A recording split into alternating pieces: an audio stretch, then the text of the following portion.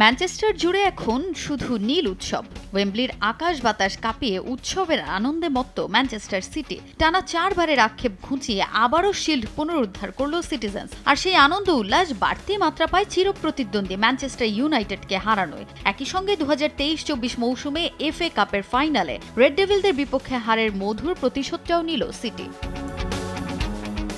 রূপালী রঙের শিল্ড উঁচিয়ে ওয়েম্বলি জুড়ে হইহুল্লোড়, সতীর্থদের সঙ্গে উদযাপন সহ গ্যালারিতে থাকা দর্শকদেরও সেই উৎসবের শামিল করেছেন হল্যান্ড ডি ব্রুইনারা। শিল্ড হাতে পেয়ে সমর্থকদের সঙ্গে আনন্দ ভাগাভাগি করতে গ্যালারিতে যান গার্দিওলার শিষ্যরা। আতশবাজি, নানা রকম লাইটিংস আর নীলের আভায় ওয়েম্বলিতে তৈরি হয় ভিন্ন আমেজ। এবারের কমিউনিটি শিল্ডের ফাইনালটা ছিল ফুটবল প্রেমীদের জন্য একটু ভিন্ন।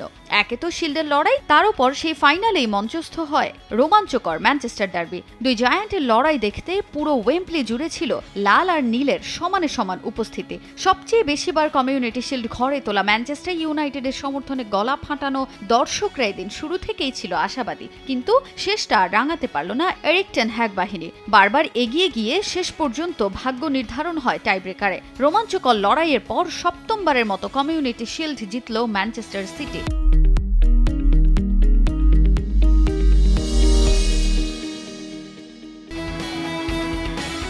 দু 2022-23 মৌসুমটা স্বপ্নের মতো কাটায় মাস্টারমাইন্ড পেপ গার্দিওলার দল। এই স্প্যানিয়ার্ডের অধীনে অভূতপূর্ব সাফল্যের পর যদিও কিছুটা ছন্দপতন হয় 2023-24 মৌসুমে। এক প্রিমিয়ার লিগ শিরোপা ছাড়া আর কিছুই জিততে পারেনি দলটা। তবে নতুন মৌসুম শুরুর আগে দারুণ স্মৃতিসঙ্গী করল হল্যান্ড ওয়াকাররা। শিল্ড জয়ের পাশাপাশি নিজেদের প্রস্তুতিটাও দারুণভাবে ঝালিয়ে নিল আকাশী নীল বাহিনী। 115 বছরের ঐতিহ্যবাহী কমিউনিটি শিল্ড জিতে এবার নতুন মৌসুমেও শুভ সূচনার লক্ষ্য ম্যানচেস্টার সিটি। তাজিন খন্দকার, সময় সংবাদ।